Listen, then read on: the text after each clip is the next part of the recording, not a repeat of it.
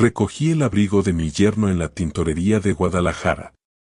El dueño, don Arturo, un hombre al que conocía desde hacía muchos años, de pronto me apartó y me susurró: escúcheme con atención. Lleve a sus nietos y salga de esta ciudad antes del amanecer. Me quedé helado y le pregunté: ¿por qué? Él sacó una pequeña bolsa de plástico y, con voz temblorosa, me dijo: porque encontré esto dentro del abrigo de su yerno. Cuando vi lo que había dentro, sentí que me faltaba el aire. Sin pensarlo, imaginé abrazar fuerte a mis nietos y comprendí que mi vida nunca volvería a ser la misma. Me alegra que esté aquí. Si está viendo este video, dele me gusta, suscríbase al canal y cuénteme en los comentarios desde donde escucha mi historia. Quiero saber hasta dónde ha viajado. Al caer la tarde, las luces de las callejuelas de Guadalajara empezaron a encenderse, y el calor del día aún se pegaba a mis manos mientras cargaba la pesada canasta del mercado. Era una tarde tibia en Guadalajara, de esas en que el sol comienza a esconderse detrás de los techos bajos y las sombras se alargan sobre las calles empedradas. Yo saqué mi bicicleta vieja del callejón donde vivo, esa bicicleta oxidada que me acompaña desde hace años, y pedaleé despacio para hacer unos mandados antes de que anocheciera del todo. En el camino pasé por el mercado de San Juan. El bullicio me envolvió de inmediato, el olor a chiles secos mezclado con el aroma dulce de las frutas, los gritos de los vendedores ofreciendo jitomates rojos como sangre, los puestos de pan dulce recién horneado. Compré un puñado de chiles, unas cuantas piezas de jitomate y, pensando en mis nietos Camila y Mateo, pedí también una bolsa de elotes asados que chisporroteaban sobre la parrilla. Mientras el vendedor envolvía todo en papel periódico, escuché el timbre de mi teléfono. Era Julián, mi yerno. Su voz sonaba apresurada, casi cortante: suegro, tengo una reunión. ¿Podría recoger mi abrigo en la tintorería de don Arturo? No vi nada raro en su petición. Lo conocía como un hombre ocupado, siempre corriendo de aquí para allá, hablando de negocios que yo nunca terminaba de entender. Le respondí que sí, que no había problema. Pensé que era solo un favor más, de esos que un suegro hace sin darle importancia. Guardé el teléfono, colgué la bolsa en el manubrio y seguí pedaleando unas cuadras más. La tintorería Morales quedaba en una esquina algo olvidada, con un letrero de madera descascarado que se movía con el viento. Era un negocio viejo, de esos que huelen a jabón fuerte y a vapor, con la pintura de las paredes ya descamada. Empujé la puerta y entré. Adentro, el calor húmedo me golpeó de inmediato. El aire estaba cargado con el olor penetrante del cloro. El sonido del vapor escapando de la plancha llenaba el lugar con un silbido constante. Don Arturo, el dueño, estaba agachado sobre un cuaderno de cuentas. Sus lentes resbalaban por la nariz y apenas me miró cuando me acerqué al mostrador. Saqué el resguardo amarillo y arrugado que Julián me había dado días antes. Él lo tomó, lo leyó rápido y asintió en silencio. Se levantó despacio, con esa lentitud de los hombres que ya cargan muchos años, y caminó hacia el cuarto trasero. Me quedé esperando, observando el movimiento del lugar. Una señora a mi lado recogía unas sábanas dobladas y, mientras acomodaba su bolsa, me comentó casi sin mirarme: a mi hijo le robaron la moto anoche, esta ciudad ya no es la misma. Yo solo asentí, con esa tristeza de quien sabe que los tiempos cambian y la inseguridad se cuela en todos lados. Pasaron unos minutos. Yo esperaba ver al joven aprendiz que siempre sacaba la ropa, pero no, fue el mismo don Arturo quien regresó. Llevaba en sus manos el abrigo de Julián, un abrigo marrón elegante, envuelto en plástico transparente que brillaba bajo la luz amarillenta. Me llamó la atención la seriedad en su rostro. No me entregó la prenda de inmediato. Miró a un lado y al otro, como asegurándose de que nadie más lo observara, y con un gesto me indicó que lo siguiera detrás de una cortina de tela gris gastada. Dudé un instante, pero obedecí. Entramos a un cuartito estrecho, lleno de perchas vacías y olor a detergente fuerte. Arturo cerró la cortina detrás de nosotros, bajó la voz y, abriendo un cajón metálico oxidado, sacó una pequeña bolsa de plástico transparente. Me la puso en la mano. Mire lo que encontré en el bolsillo interior, me dijo con un hilo de voz. Abrí la bolsa. Dentro había un recibo de transferencia internacional, con cifras que me marearon de solo leerlas, una suma enorme, imposible de justificar para un hombre como Julián. Y al lado, una fotografía que me heló la sangre, mis nietos, Camila y Mateo, con esas sonrisas infantiles que yo tanto amo, pero con 2 círculos rojos marcados alrededor de sus caras. Sentí que las piernas me flaqueaban. Me aferré a la mesa para no caer. La bolsa temblaba en mis manos. No entiendo, ¿qué significa esto? Balbuceé. Arturo me tomó del brazo con fuerza, sus ojos húmedos, y susurró, Don Manuel, escúcheme bien, llévese a los niños. Salga de aquí antes del amanecer. Me quedé mudo. El corazón me retumbaba en los oídos. Quise hacerle preguntas, pero él negó con la cabeza, apretando los labios como si temiera que alguien nos oyera. No puedo decir más. Solo hágame caso. Váyase, repitió. Guardé la bolsa en el bolsillo de mi pantalón con torpeza. Tomé el abrigo de Julián, que ahora pesaba como una losa en mis brazos. Salí de la tintorería sin despedirme siquiera. La calle estaba llena de vida, como siempre a esa hora, vendedores de tamales voceando en las esquinas, colectivos rugiendo, bocinas impacientes, niños correteando tras una pelota. Pero para mí todo sonaba lejano, distorsionado, como si estuviera bajo el agua. Caminaba con el abrigo apretado contra el pecho, sin sentir el calor ni escuchar el bullicio. Solo una frase me retumbaba en la cabeza, una y otra vez, como un eco imposible de callar, Don Manuel, llévese a los niños. Salga de aquí antes del amanecer. Y en ese instante supe que mi vida, y la de mi familia, acababa de cambiar para siempre. Regresé a casa cuando el cielo ya se teñía de ese color violeta que anuncia la llegada de la noche. Las farolas de la calle comenzaban a encenderse una a una, lanzando una luz amarillenta sobre la banqueta húmeda. Mi bicicleta rechinó al entrar por el portón y apoyarla contra la pared. Al abrir la puerta, lo primero que vi fueron las risas de Camila y Mateo. Los dos estaban sentados en el piso frío de la sala, rodeados de piezas de madera, construyendo torres torcidas que se caían con cada carcajada. Ese sonido me alivió por un instante, como si lo terrible que había visto horas antes fuera solo una pesadilla. En la cocina, Isabela revolvía una olla con pollo y cilantro. El olor fresco de la hierba se mezclaba con el vapor y me recordó a los domingos de mi infancia. Ella levantó la vista, sonrió rápido y volvió a su tarea. Yo dejé la bolsa de mandado sobre la mesa, traté de corresponder a su sonrisa, pero mi pecho estaba cargado de un peso imposible. La cena transcurrió como cualquier otra. Puse los platos, serví agua fresca de Jamaica, escuché a los niños hablar de su día en la escuela. Isabela contó que Julián no vendría a comer, que tenía una reunión de última hora en la empresa. Yo asentí, sin decir nada, aunque por dentro la desconfianza comenzaba a envenenarme. Cada gesto, cada ausencia de Julián ahora me parecía sospechosa. Mientras fregábamos los platos, le pasé el trapo a Isabela en silencio. Ella me preguntó si me sentía bien. Contesté con evasivas, cansancio, dije. Pero no podía apartar mis ojos de los dos pequeños, que seguían jugando en la sala, ajenos a todo. Mis manos enjabonaban los platos, pero mi mente volvía una y otra vez a la fotografía con los círculos rojos. Cuando la casa quedó en calma, fingí retirarme a dormir temprano. Subí a mi cuarto, cerré la puerta y me senté en la cama. Mis manos temblaban al sacar del bolsillo aquella bolsa de plástico.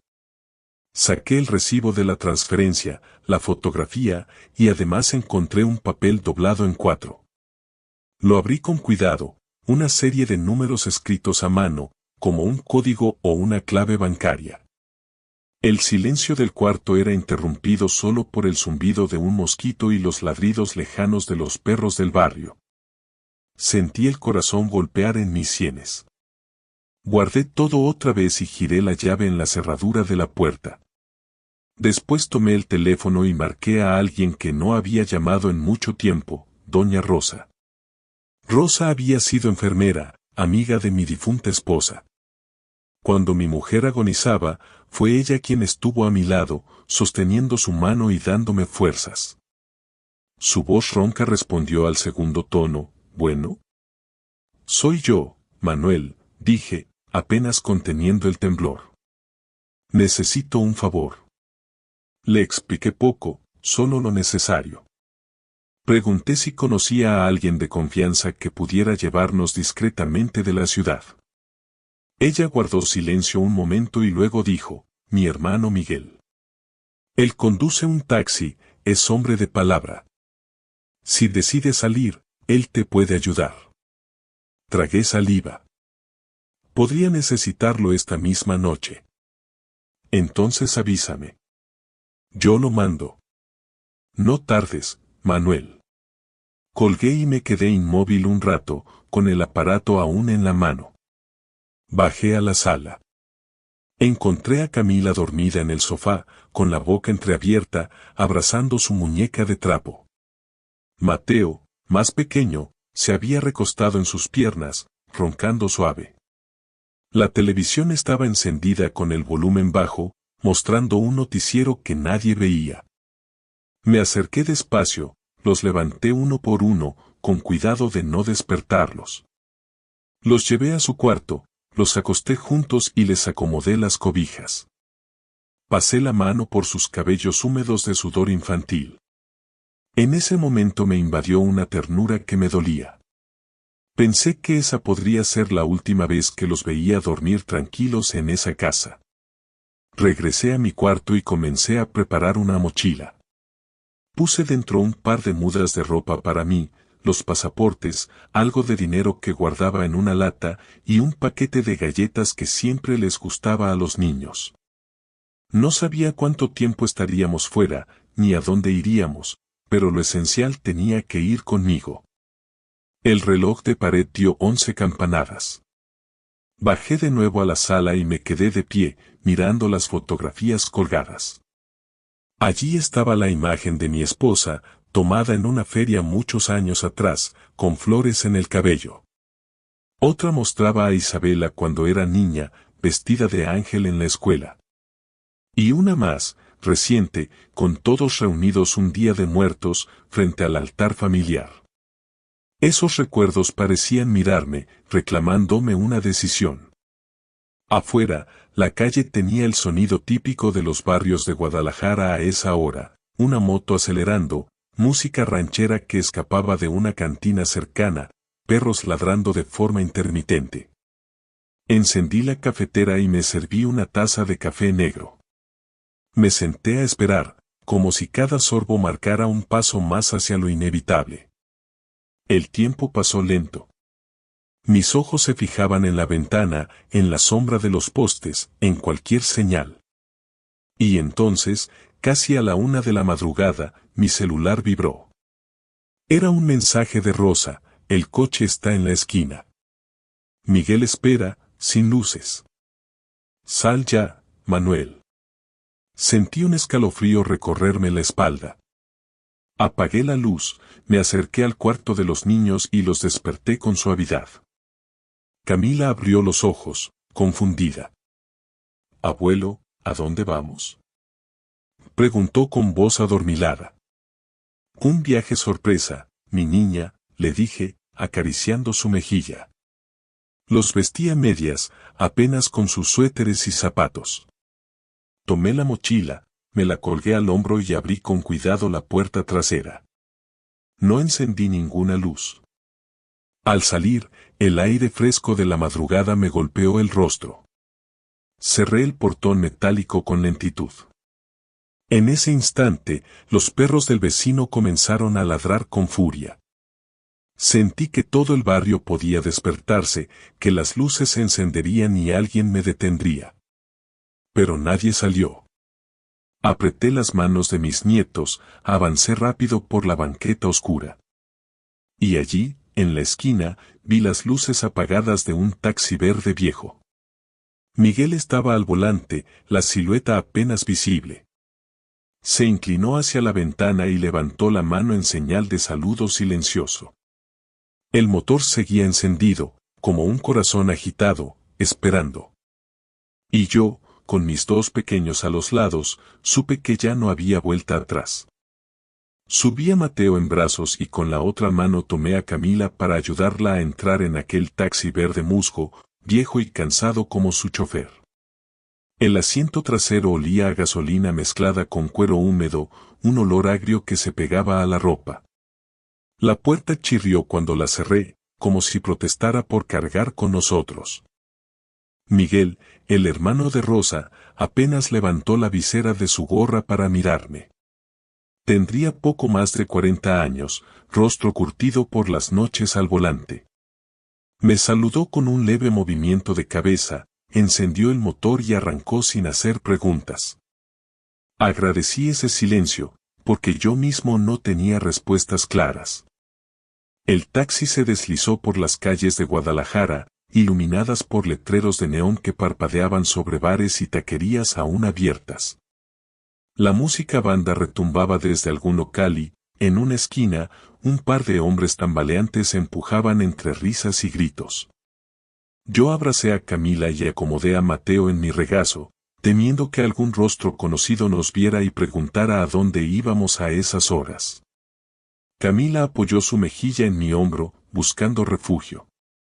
Mateo ya se había rendido al sueño, su respiración corta y acompasada se mezclaba con el rugido del motor. Yo trataba de no pensar, de centrarme solo en la ruta. Pero cada sombra en la acera, cada coche que pasaba a nuestro lado, me parecía una amenaza.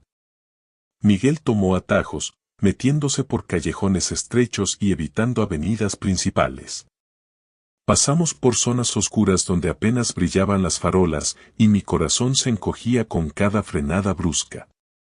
En un semáforo, un grupo de policías municipales cruzó frente al taxi. Sus linternas destellaron sobre el parabrisas. Sentí el sudor frío correr por mi espalda. Pero solo miraron, indiferentes, y continuaron patrullando. Cuando por fin alcanzamos la central de autobuses de Tlaquepaque, la sensación de alivio me arrancó un suspiro largo. Miguel estacionó junto a la entrada, apagó el motor. Yo busqué dinero en mi bolsillo, pero él levantó la mano negando. Lo justo, don Manuel. El resto, para los niños. Sus palabras me conmovieron. Le di las gracias y bajé con cuidado, cargando la mochila y a Mateo, mientras Camila me apretaba los dedos. La terminal estaba abarrotada. Viajantes con maletas rodando, niños llorando pidiendo dulces, vendedores ambulantes ofreciendo chicles, botellas de agua y revistas. El altavoz anunciaba salidas hacia Puebla, Monterrey, Oaxaca. El eco metálico de la voz parecía perderse entre el tumulto. Avanzamos despacio entre la multitud. Una anciana, sentada junto a un puesto improvisado, me ofreció tamales calientes envueltos en hojas de maíz. Compré 2, pensando en los niños. El vapor y el aroma a masa me devolvieron, por un segundo, una sensación de hogar. Camila lo sostuvo con cuidado, comiendo a mordidas pequeñas. Me acerqué a la taquilla, incliné la cabeza hacia el vidrio y hablé en voz baja, 3 boletos a Ciudad de México. El primer autobús que salga. El empleado tecleó con indiferencia, imprimió los boletos y me los deslizó sin mirarme. Salida, 2 de la mañana, andén 12, murmuró. Nos sentamos en un banco frío de metal a esperar. Camila luchaba contra el sueño mientras masticaba el tamal, con la cabeza cayéndosele hacia un lado. Mateo abrazaba con fuerza su carrito de juguete, murmurando entre sueños. Yo miraba el reloj, los segundos parecían estirarse. Cuando la bocina anunció, pasajeros con destino a Ciudad de México, anden número 12, sentí que el suelo temblaba bajo mis pies. Me levanté con rapidez, cargué a Mateo, tomé de la mano a Camila y la mochila colgada en el hombro. Avanzamos entre la marea de gente, subimos al autobús enorme pintado de blanco y azul, con la pintura ya descascarada. El chofer revisó nuestros boletos sin levantar la vista. Buscamos asientos al fondo. Nos sentamos casi en la penúltima fila. A mi lado se desplomó un joven con audífonos, ya medio dormido. Al frente, una madre intentaba calmar a su bebé con una botella de leche. El motor rugió y el autobús comenzó a sacudirse. Las ventanas vibraban con cada bache. Un olor mezcla de diésel, café instantáneo y sudor humano llenaba el aire. Yo acomodé a Mateo sobre mi regazo y cubrí a Camila con mi chaqueta. Ella me miró con ojos semicerrados y susurró, «Abuelo, ¿de verdad es un viaje sorpresa?» No pude responder con la verdad. Le acaricié el cabello y contesté con una sonrisa débil, «Sí, mi niña. Muy pronto verás». Fuera de la ventana, la ciudad quedó atrás. Los focos de las calles se convertían en puntos amarillos que se desvanecían en la oscuridad del campo. El autobús seguía su camino como un monstruo cansado, devorando kilómetros bajo la noche espesa. Escuchaba el ronroneo del motor mezclado con los ronquidos de los pasajeros. Trataba de mantener los ojos abiertos, vigilando cada movimiento, aunque el cansancio me vencía. El miedo, sin embargo, era más fuerte que el sueño. Sabía que aquel viaje en la madrugada, incómodo y ruidoso, era lo único que nos separaba de un peligro que aún no alcanzaba a comprender del todo. Y así, mientras apretaba a mis nietos contra mí, me repetía que ese autobús, con su traqueteo constante, era nuestro único salvavidas para alejarnos de Guadalajara y de la sombra oscura que nos acechaba. El cielo comenzaba a clarear cuando el autobús finalmente se detuvo en la terminal de autobuses del norte. El traqueteo de las ruedas se apagó y de pronto todo fue un hervidero de voces, pasos apresurados y maletas arrastrándose.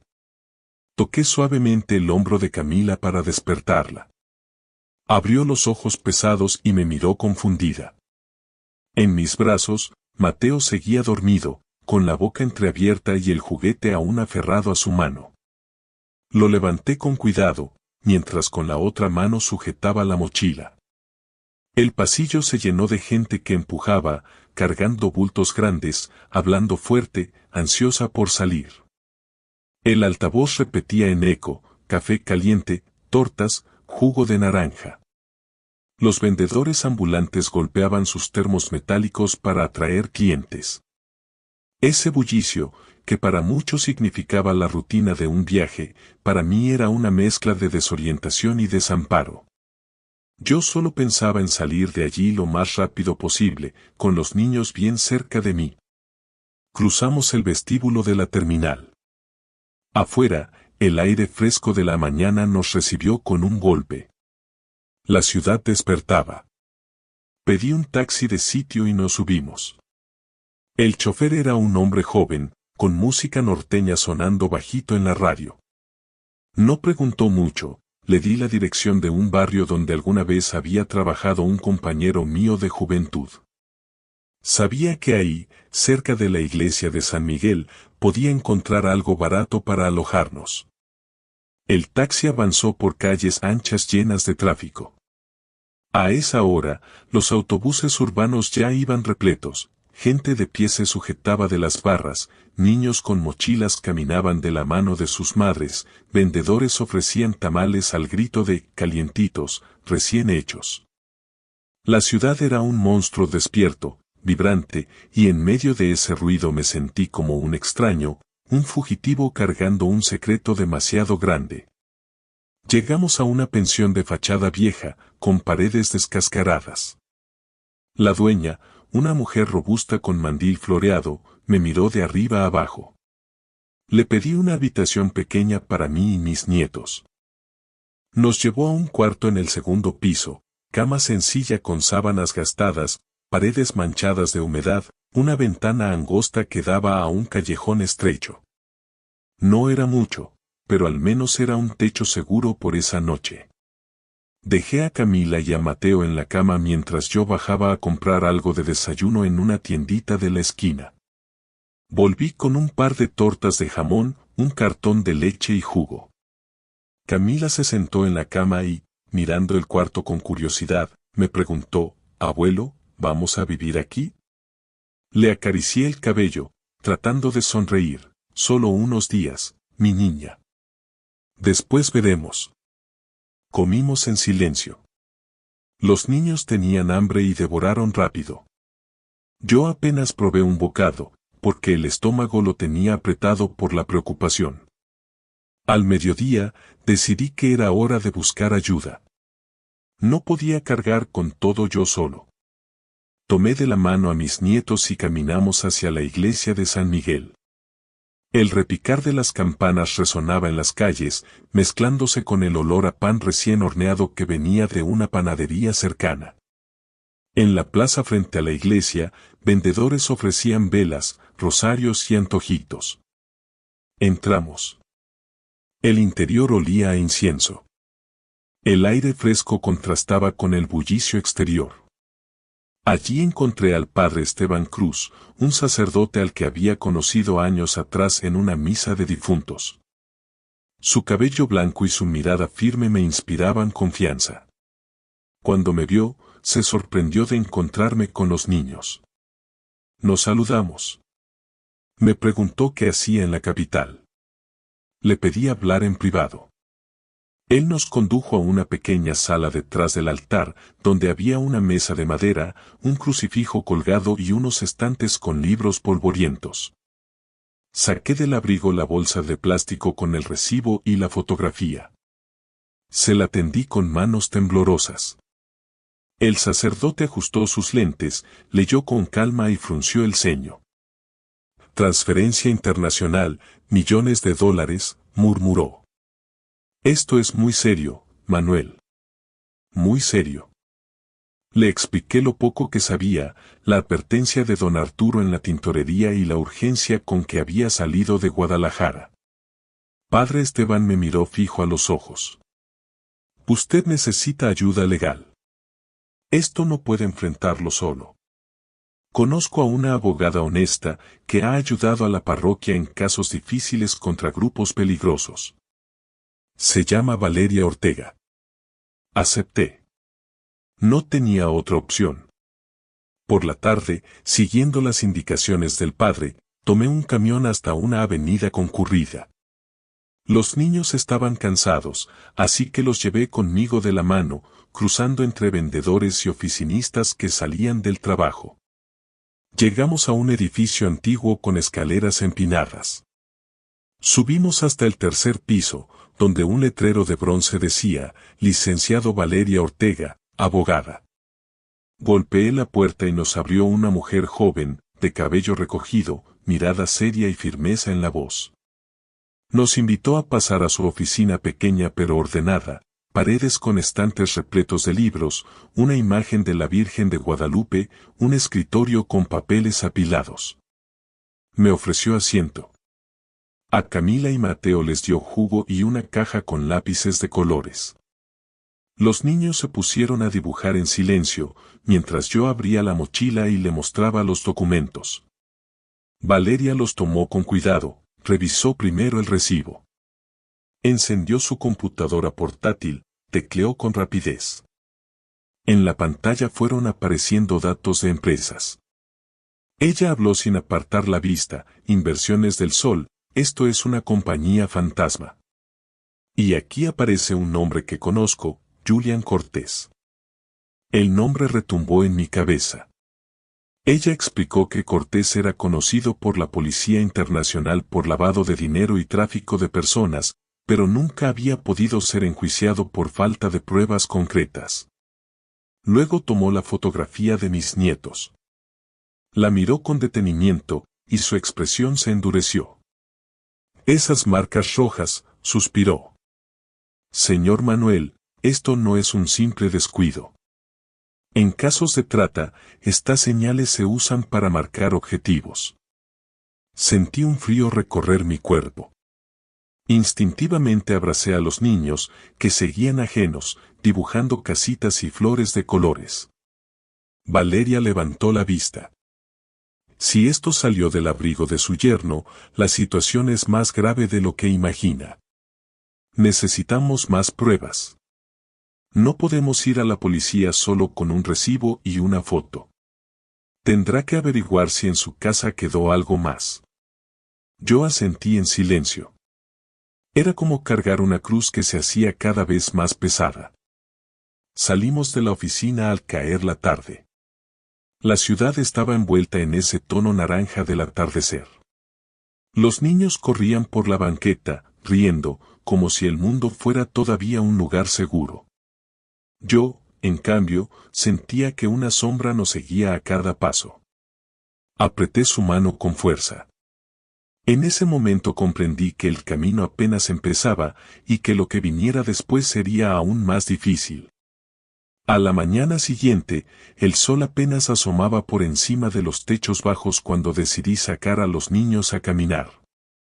No podía tenerlos encerrados en aquella pieza húmeda de la pensión todo el día. Además, necesitaba pensar con la cabeza más fría, aunque dentro de mí solo hubiera un torbellino. La plaza cercana estaba ya llena de vida. El agua de la fuente brillaba con la luz temprana, niños correteaban alrededor lanzando carcajadas y chapoteando con las manos. Los vendedores ambulantes alineaban sus carritos, uno de churros que soltaba una nube dulce de azúcar y canela, otro con elotes que chisporroteaban sobre el comal, soltando ese aroma tostado que me transportaba a mi infancia en el rancho. Me acerqué al carrito de los elotes y pedí 2, con mayonesa y chile en polvo. Se los entregué a Camila y Mateo, que los recibieron con ojos brillantes. Nos sentamos en una banca de hierro forjado bajo la sombra de un árbol. Ellos comían distraídos, hablando entre sí de quién podía dar la mordida más grande, mientras yo miraba sin mirar, con la mente en otro lugar. Sentía la presión en el pecho, como si llevara una piedra enorme dentro. No quería que ellos notaran mi angustia, así que me esforcé en sonreír, en preguntarles sobre sus dibujos, en fingir normalidad. Pero cada tanto, mi mirada se desviaba hacia la bolsa escondida en mi mochila, los papeles, la foto, el recibo. Esa evidencia silenciosa me quemaba por dentro. Después de un rato,